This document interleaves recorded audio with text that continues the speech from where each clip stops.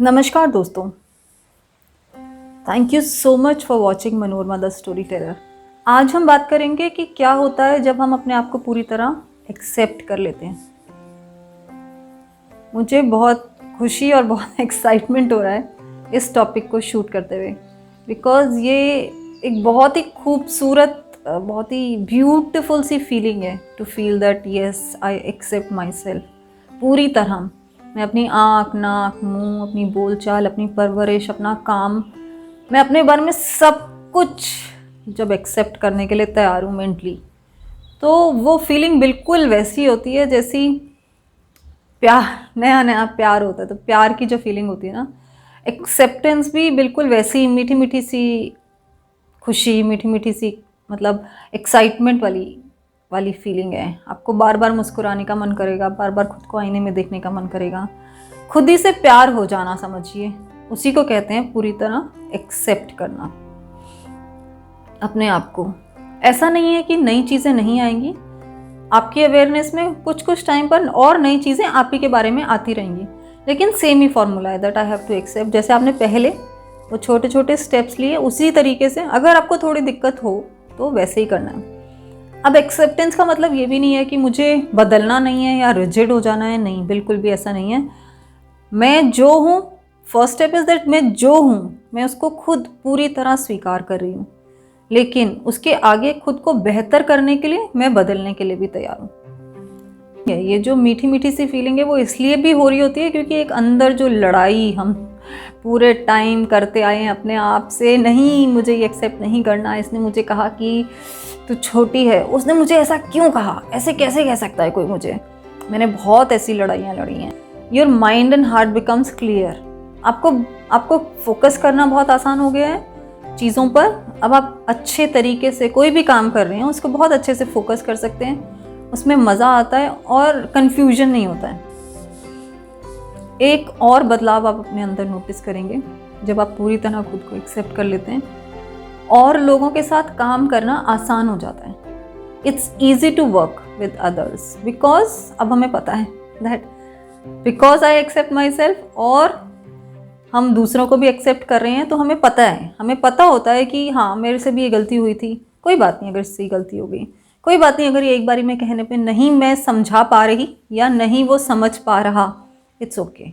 तो ज़िंदगी में इट्स ओके बहुत सारे बढ़ने लग जाते हैं, उसकी वजह से ज़िंदगी जो है अगेन आसान हो जाती है। When we accept our selves तो हम देखेंगे कि हमारे को रिलेशनशिप्स में आसानी हो जाती है।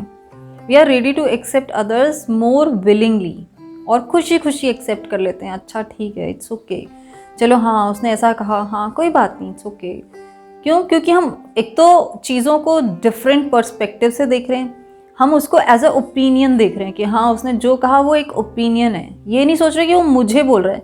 अदरवाइज़ क्या होता था कि हम पर्सनली ले लेते थे।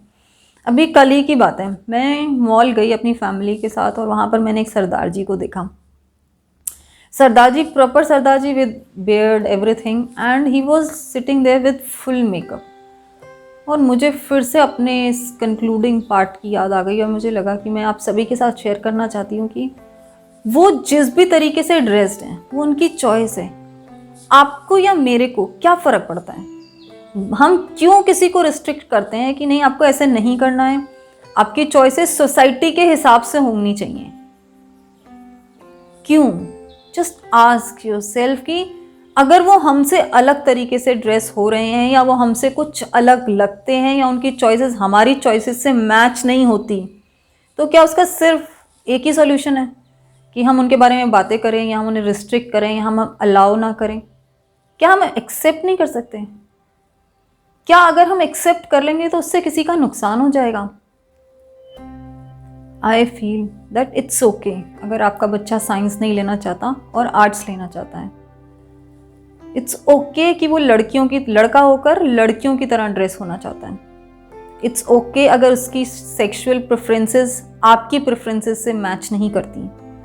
इट्स ओके अगर वो कोई ऐसा प्रोफेशन चूज करना चाहता है जिसमें शायद उतना नाम, पैसा, शोहरत नहीं है पर दिल का सुकून है। It's perfectly fine when we follow our dreams, desires, और उसको हम एंजॉय करते हैं और हमारी ज़िंदगी में सुकून रहता है।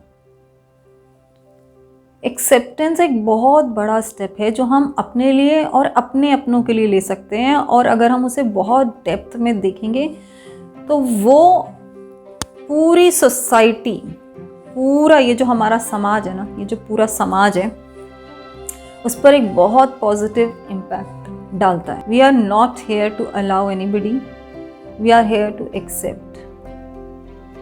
और जब हम लोग एक्सेप्ट करते हैं खुद को भी और दूसरों को भी, तो ज़िंदगी में खुशियाँ बहुत सारी बढ़ जाती हैं। We become happy, we become peaceful.